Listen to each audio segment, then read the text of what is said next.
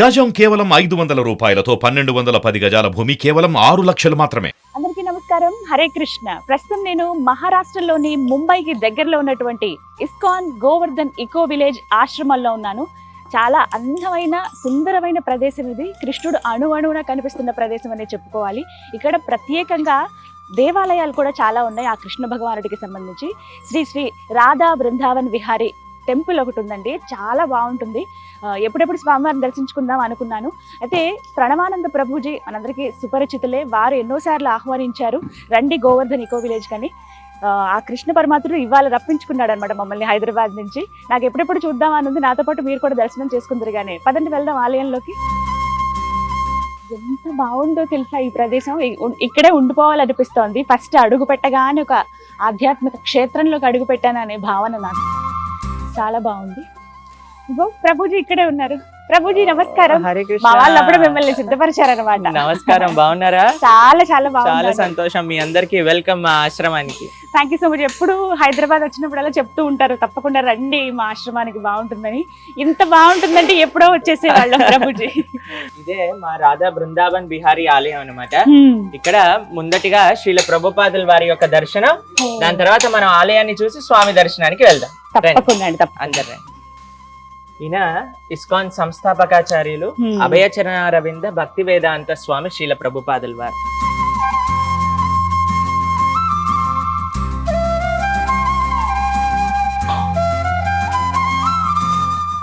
ఈయన ప్రపంచ వ్యాప్తంగా కూడా 108 ఇస్కాన్ మందిరాలు స్థాపన చేశారనమాట.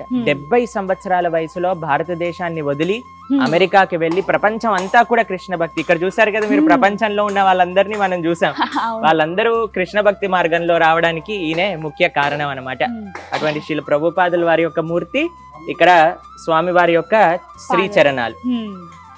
ఇప్పుడు మనం ఇస్కాన్ గురించి ఎంత వింటున్నాం. అసలు ఇస్కాన్ ప్రారంభం అవటానికి ప్రారంభించాలి ఒక సంస్థను అనే ఆలోచన వచ్చింది వీరి నుంచే, ప్రభుపాదుల వారు. వాస్తవానికి ప్రభుజీ, నేను ఇస్కాన్ టెంపుల్ హైదరాబాద్లో వెళ్ళాను, అలాగే తిరుపతిలో వెళ్ళాను. అప్పుడు ఒక్కసారి స్వామిని చూసినప్పుడు నాకు నిజంగా ఉన్నారా ఏంటి అన్నట్టుగా ఉందా ఆ మొత్తం ఆ రూపం.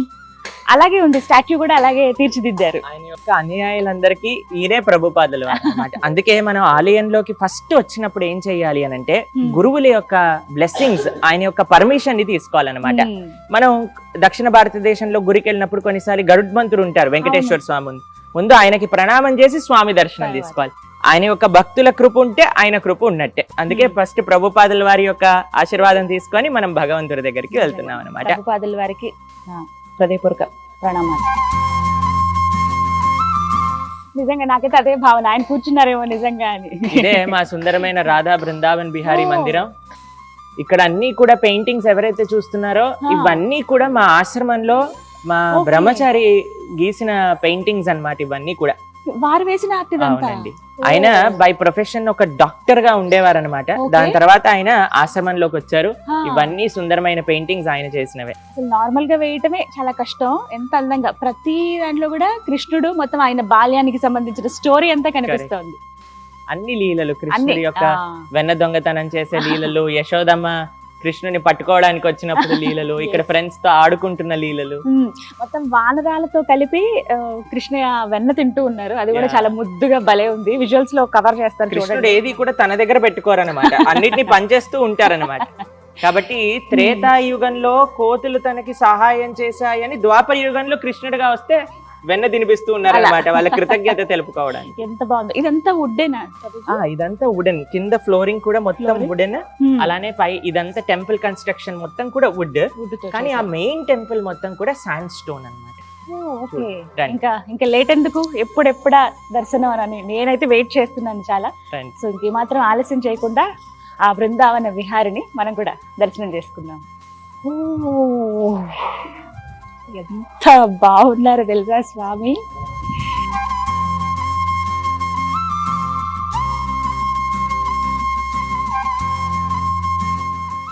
ప్రేక్షకులందరూ కూడా మా బృందావన్ బిహారీని దగ్గర నుంచి దర్శనం చేసుకోండి. రాధారాణి, బృందావన్ బిహారీ, శ్రీ చైతన్య మహాప్రభు. మా ఉత్సవమూర్తుల పేరు రాధా బన్ బిహారీ. ఓ. వన్ బిహారీ అని అంటే అంటే? బృందావనంలో విహరించే వారనమాట. ఆహా. పెద్ద ఆయన పేరేమో బృందావన విహారీ, చిన్న ఆయన పేరేమో బన విహారీ అన్నమాట.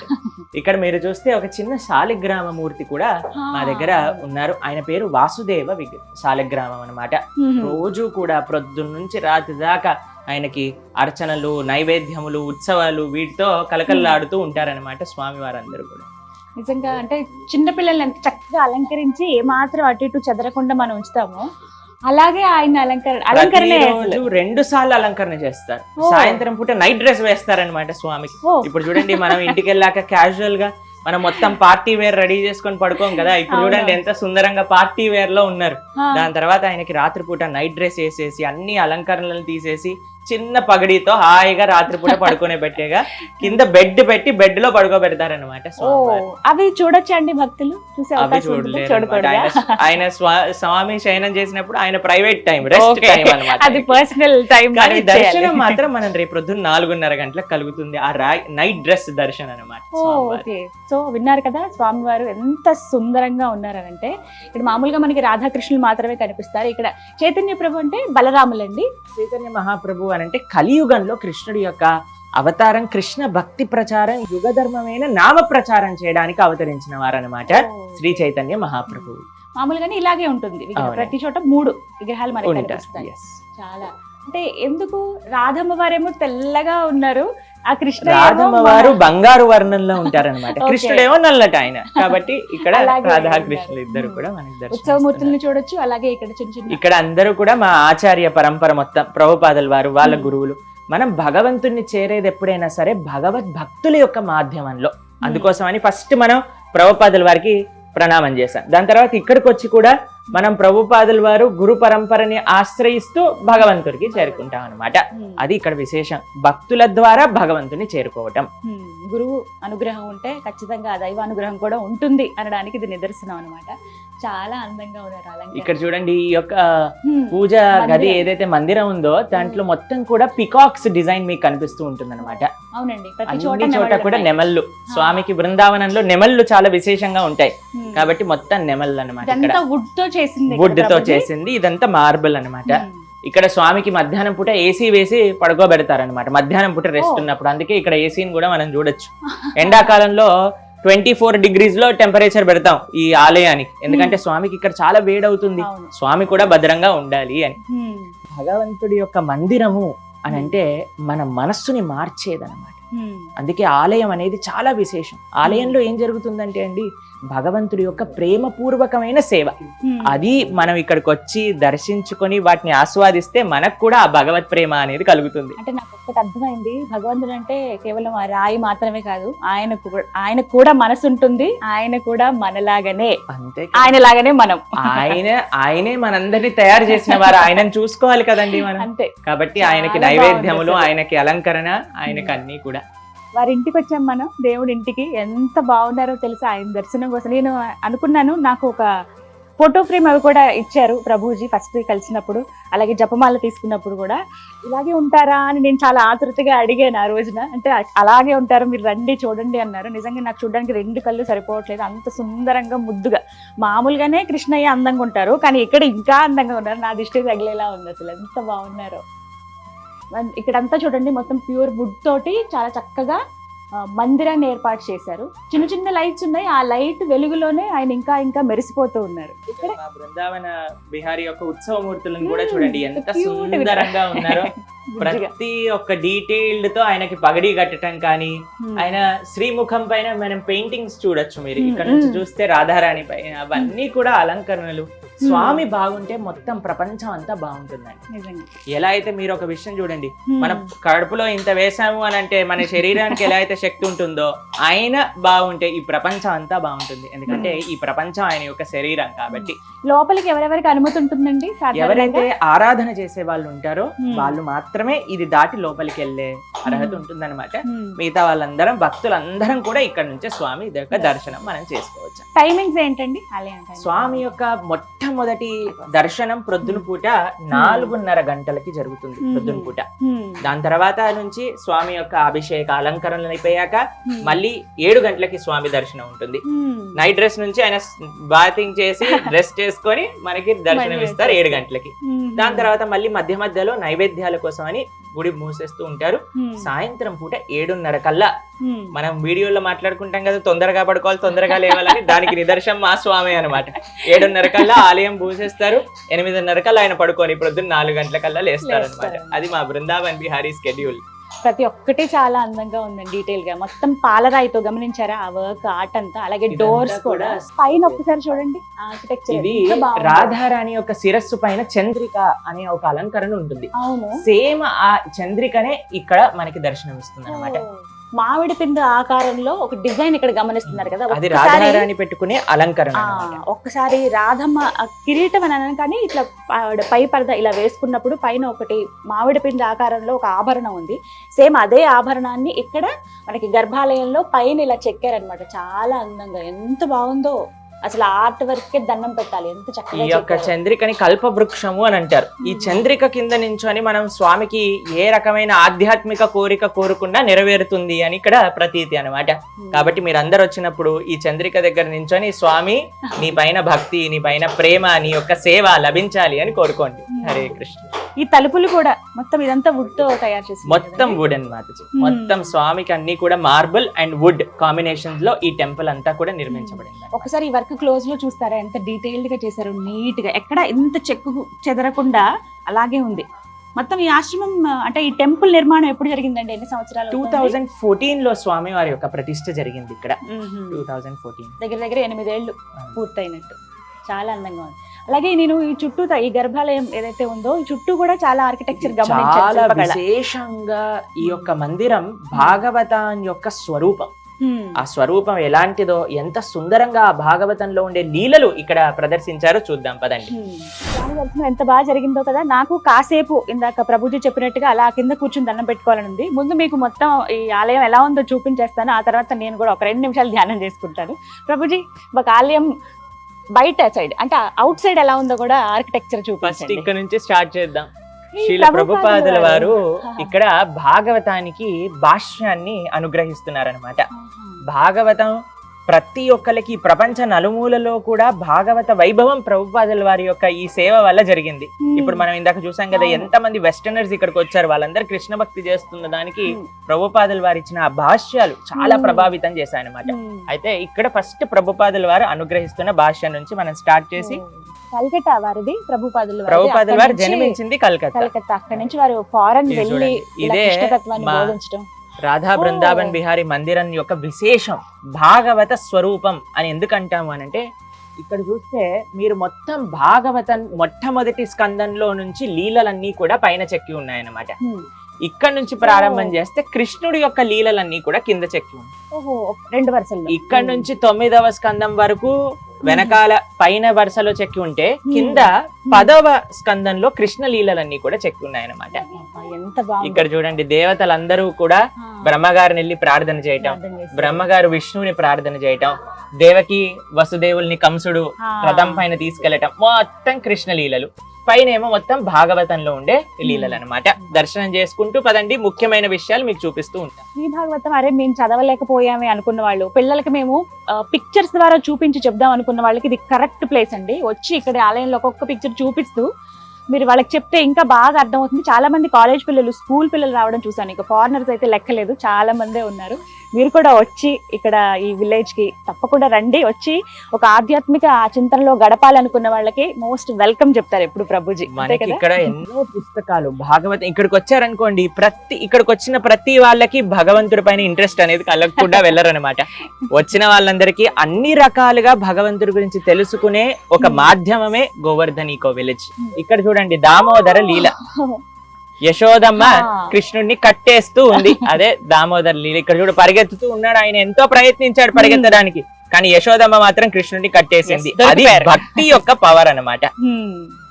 చక్కగా ఉంది అసలు. ప్రతి ఒక్కటి కూడా ఇక్కడ నుంచి చూసినా కూడా ఏదైతే చెక్కారో ఆ బొమ్మ రూపం, కళ్ళు, చేతులు, చేతి గోర్లు, వేళ్లతో సహా చాలా క్లియర్ గా అంత డీటెయిల్డ్ గా చెక్కారు. బాగుంది. ఇదంతా స్టోన్ ఇవన్నీ red sand stone. Red sand stone యొక్క టెంపుల్ ఇదంతా కూడా మనం ఇక్కడ చూడండి కాళీ అమర్ధన లీల దర్శనం చేసుకోండి. ఇక్కడ స్వామి కాళీయుడి పైన నృత్యం చేస్తూ ఉన్నారనమాట. ఎంత బాగుందో.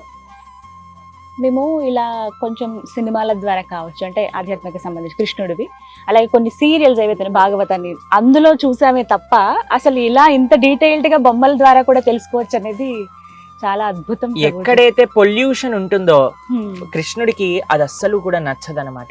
ఆయన ఫస్ట్ ఎన్వైరన్మెంటలిస్ట్ నిజంగా చెప్పాలి అని అంటే. ఈ కాళీయుడు యమునా నదిని పొల్యూట్ చేస్తూ ఉంటే కృష్ణుడు ఆ కాళీయుడికి ఒక గుణపాఠం అనేది నేర్పించారనమాట. మీరు చూడండి గోవర్ధన్ ఈకో విలేజ్, ఇది ఒక all natural self sustained project గా ఎందుకు దీన్ని డిజైన్ చేసిందంటే మనం పర్యావరణాన్ని కూడా కాపాడుకోవటం చాలా ముఖ్యం మనకి. అందుకోసం ఇక్కడ ప్లాస్టిక్ యూసేజ్ కానీ మిగతా recycling, self sustainability, organic farming వీటన్నిటిపైన ఈ యొక్క ఆశ్రమంలో చాలా అంటే చాలా ముఖ్యత్వాన్ని ఇచ్చామన్నమాట. మిగతా లీలలన్నీ కృష్ణుడికి సంబంధించిన లీలలన్నీ కూడా మీకు ఇక్కడ కనిపిస్తున్నాయి. ఇక్కడ చూడండి నరసింహస్వామి హిరణ్యకశిపు యొక్క సంహారం చేస్తున్న లీల మనకి ఇక్కడ కనిపిస్తుంది. నరసింహస్వామి వారి యొక్క దర్శనం అడుగు దూరంలో ఉండి చక్కగా మనం అంతా చూసుకుంటూ అన్ని శ్రీమద్ భాగవతం యొక్క లీలలు. ఇక్కడికి వచ్చిన ప్రతి ఒక్కళ్ళకి కూడా ఒక గైడ్ దొరుకుతారండి. నేను ఎలా అయితే మీకు చూపిస్తున్నానో అలా ప్రతి ఒక్కళ్ళకి కూడా దొరుకుతారు. చక్కగా మీరు వచ్చి వాళ్ళ దగ్గర నుంచి భాగవతం చక్కగా ఇక్కడ ఉండే విశేషాలన్నీ కూడా తెలుపుకుంటూ ఉంటారనమాట. చూడండి సుందరమైన ఆహ్లాదకరమైన వాతావరణంలో ఈ యొక్క గోవర్ధన్ ఈకో విలేజ్ అనేది నెలకొంది. సమయం దగ్గర దగ్గర 5:30 అయిందండి. ఎంత చక్కటి వాతావరణం తెలుసా. సరిగ్గా అసలైన సమయానికే వచ్చి దర్శనం చేసుకున్నట్టు నా భావన. కొండల దూరంగా కొండలు కనిపిస్తూ ఉన్నాయి, మొత్తం పచ్చటి వాతావరణం, ఎక్కడ ఇంత దుమ్ము కూడా లేదు తెలుసా. చాలా నీట్ గా మెయింటైన్ చేస్తూ ఉన్నారు. ఇక్కడ చూడండి మనం first time Sudama Krishna friendship గురించి మాట్లాడుకున్నాం, మీకు గుర్తుందా? ఇది చూడండి సుధామ కృష్ణ ఎంత డీటెయిల్డ్ అంటే మీరు చూడండి కృష్ణుడి యొక్క కళ్ళల్లోంచి నీళ్లు కారుతున్నాయి, సుధాముడి కూడా ఏడుస్తున్నారు వాళ్ళిద్దరి మధ్యలో ఉండే ప్రేమను చూస్తూ. అది ఇక్కడ డిపిక్ట్ డీటెయిల్డ్ గా ఉందో. మీరు అసలు క్లోజ్ లో తీసుకుంటే అసలు ఇలా కాదు, కానీ నేనైతే ఒకటే చెప్తాను అందరికి, డైరెక్ట్ గా వచ్చి చూడండి, అసలు ఆ ఫీలింగే వేరు. నాకు ఎంత అదృష్టమో అనిపిస్తుంది ఇవాళ. మా అమ్మగారు ముందుగా చాలా సంతోషిస్తారు ప్రభుజీ. మదర్ ని కూడా తీసుకొని రండి తప్పకుండా. ఇక్కడ చూడండి ఇది మనం ఎండ్ వరకు వచ్చేసాం అనమాట. ఇక్కడ శ్రీల ప్రభుపాదుల వారు, మనం శ్రీల ప్రభుపాదుల వారి నుంచి స్టార్ట్ చేశాం కదా. ఇది ఆయన తన శరీరాన్ని విడిచిపెట్టే అంతిమ క్షణాలలో కూడా శ్రీమద్ భాగవతాన్ని యొక్క భాష్యాన్ని అందిస్తున్నారు చూడండి. అప్పటికి ఎన్నో రోజుల నుంచి ఆయన ఆహారాన్ని మానేశారు, కేవలం భగవంతుడి యొక్క తీర్థాన్ని మాత్రమే స్వీకరిస్తూ ఉండేవారు. ఆ క్షణంలో కూడా భాగవతం గురించి భాష్యాన్ని రచిస్తూ ఉన్నారు. అది ఆ మహాభక్తుడి యొక్క గొప్పతనం. ఆయన యొక్క కృషి, ఆయన యొక్క త్యాగం, ఆయన యొక్క సేవ, ఆయన యొక్క భక్తి వల్ల ఈరోజు మనకి ఇంత గొప్ప భక్తి మార్గం అనేది ప్రపంచానికి తెలుస్తూ ఉందన్నమాట. వారు ఎంత అదృష్టవంతులు. కృష్ణయ్యే ప్రభుపాదుల వారిని ఏర్పాటు చేసుకున్నారు ఆ విధంగా. ఇలా ఆయన గురించి ఇంకా అందరికీ తెలియాలనే ఉద్దేశంతో తరతరాలు ఎన్నో తరాలు చెప్పుకుంటాయి ఈ విధంగా కదండి. మళ్ళీ మన రాధా బృందావన్ బిహారీ దగ్గరికి వచ్చేసాం. ప్రభుజీ నేను ఒక్క నిమిషం తప్పకుండా బ్రహ్మాండంగా స్వామిని సేవించుకోండి. ఎంత చుట్టూ తిరిగి వచ్చినా మళ్ళీ ఆ రూపం ఆకర్షించేస్తూ ఉంది. చాలా మంది వచ్చి వెళుతూ ఉన్నారు దర్శనం చేసుకుంటూ. వేరే వేరే దేశాల నుంచి, చుట్టుపక్కల గ్రామాల నుంచి, మన భారతదేశంలో ఉన్న వివిధ రాష్ట్రాల నుంచి ప్రతినిత్యం వస్తూనే ఉంటారండి. సో అలాగా అందరూ వచ్చి దర్శనం చేసుకోవచ్చు. సమయం వేళలన్నీ కూడా ప్రభుజీ చెప్పారు కదా, ఆ విధంగా రావచ్చు. అలాగే ఉండడానికి ఇక్కడ కాటేజెస్ కూడా ఉంటాయి, ఆ వీలు కూడా ఉంటుందన్నమాట. సరే, ఇంక నేను ఎంతసేపు అని ఇలా మాట్లాడుతూ ఉంటాను, కానీ ముందు కాసేపు దండం పెట్టుకుంటాను.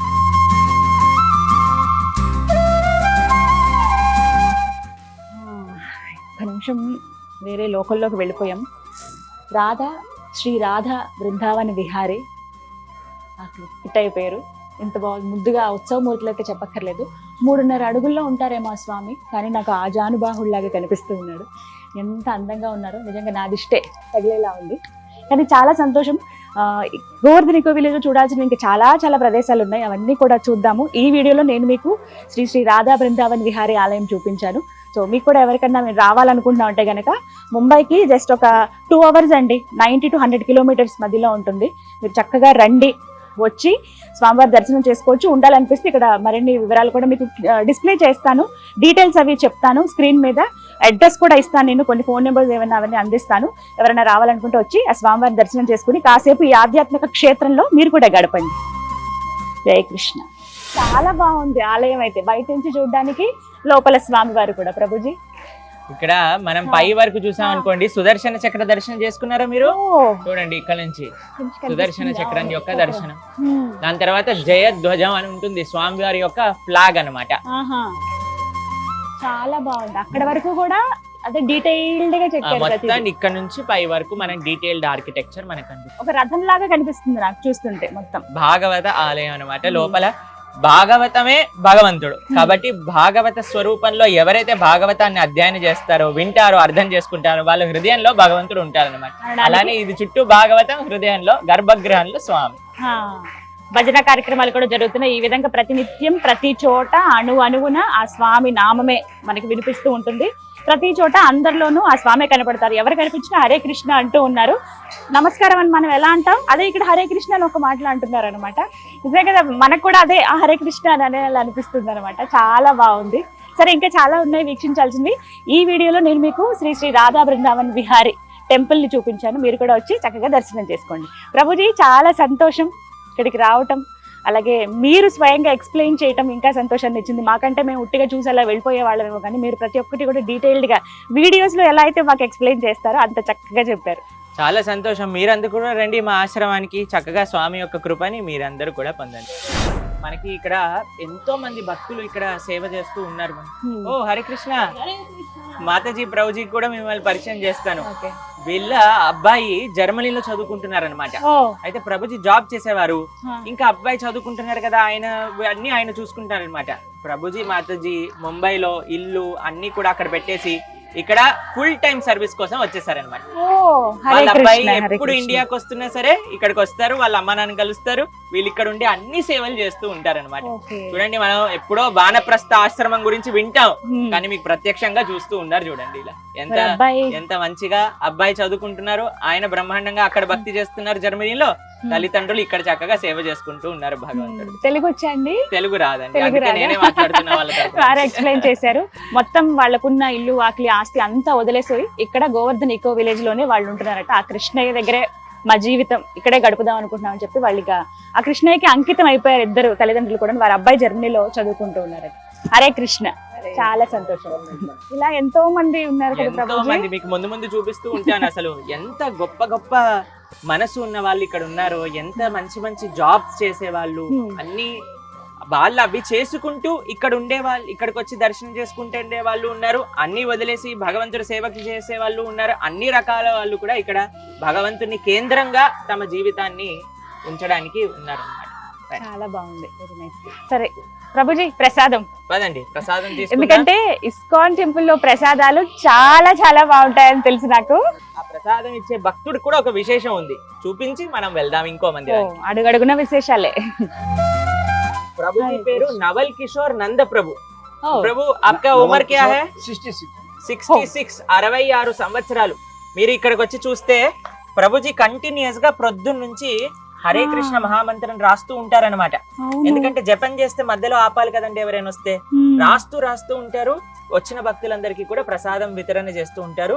ప్రొద్దున నుంచి రాత్రి దాకా ఇక్కడ ఇదే సేవ చేస్తూ ఉంటారనమాట. ప్రతినిత్యము ప్రొద్దు నుంచి రాత్రి దాకా భక్తులందరికీ ఈ ప్రసాద సేవ చేస్తూ ఉంటారనమాట. ఆయన కూడా ఇక్కడే ఆశ్రమంలో ఉంటారు. ఇంకా ఆయనలో అంకితం అయిపోతే మనకి ఇంకేం గుర్తురావు అంతే. ఎక్కడ జపమాల చేసినప్పుడు ఆపాల్సి వస్తుందో అది డిస్టర్బ్ అవ్వడం ఎందుకు అని చెప్పి ఆయన మొత్తం హరే కృష్ణ మంత్రాన్ని రాస్తూ ఉన్నారట. అలా ఎన్ని పుస్తకాలు అయ్యాయో ఇప్పటిదాకా. వచ్చిన భక్తులందరికీ కూడా ప్రసాదం సేవ సాధన రెండు కూడా నడుస్తూ ఉంటాయి. హరే కృష్ణ. చాలా బాగుంది. సో చూసారు కదా, ఇది శ్రీ రాధా బృందావన్ విహారీ టెంపుల్ అండి.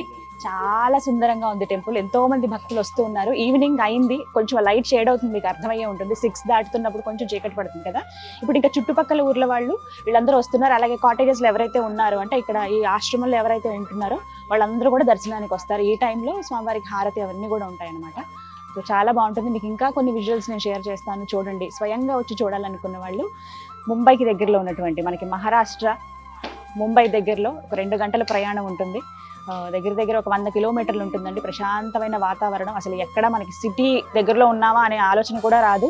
ఒక బిల్డింగ్ కానీ లేకపోతే ఆ రణగొన ధ్వనులు కానీ ఏమి ఉండవు. పచ్చటి వాతావరణంలో కొన్ని కొండల మధ్యలో మనం ఉంటాం అనమాట. అంత సుందరమైన ప్రదేశం ఇది. వచ్చి ఆ స్వామివారిని దర్శనం చేసుకోండి. ఈ విలేజ్లో, ఈ గోవర్ధన్ ఇకో విలేజ్లో మీరు కూడా కొంచెం సేపు గడిపి వెళ్ళండి. చాలా చాలా బాగుంటుంది. నాకైతే అదృష్టం దక్కింది. స్వామివారి దర్శనం చేసుకుంటూ ఉంటే భక్తురాలు ఒకరు వచ్చి నన్ను పలకరించారు, మీరు ఇలా వీడియోస్ చేస్తారు కదా అని చెప్పి. ఒకసారి వారితో మాట్లాడదాము. నమస్కారం అండి. నమస్కారం. మీ పేరు? నా పేరు దీప్తి. దీప్తి. తెలుగు వారు కనిపించారని కానీ ఆహా ఎంత ఆనందంగా ఉంటుందో కదా. మన తెలుగు అంటే ఏ ఊరండి మీది? మాది హైదరాబాద్ అండి. హైదరాబాద్. ఓకే. మేము మా హస్బెండ్ జాబ్ చేస్తారు ముంబైలో. Okay okay. ఇక మా ఫ్రెండ్స్ తోటి వచ్చాను. మీ పేరు? నా పేరు దీప్తి. దీప్తి. రైట్. దీప్తి గారు ఫస్ట్ టైం ఇక్కడికి రావటం, ఇంతకు ముందు వచ్చారా? అండి ఇస్కాన్ కి రావడం ఫస్ట్ టైం. ఓకే. దర్శనం చేసుకున్నారా? చాలా బాగుంది. ఎంత బాగున్నారో కదా. నాకు రియల్ గా దర్శనం మతలబ్ భగవాన్ కనిపిస్తున్నారు, అలా కనిపిస్తుంది. చాలా అంటే చాలా బాగుంది. ఆ చిన్ని కృష్ణయ్య అక్కడ ఉన్నాడేమో అన్నట్టుగా ఉంది కదా. అంతే అండి. అంటే మీ ఫీలింగ్ చెప్పండి చూసినప్పుడు, ఈ వాతావరణం ఇక్కడ అడుగు పెట్టినప్పుడు. చాలా అంటే ఎంత మంచిగా అనిపించిందో చెప్పలేము అసలు మాటలతోటి. అంత బాగుంది.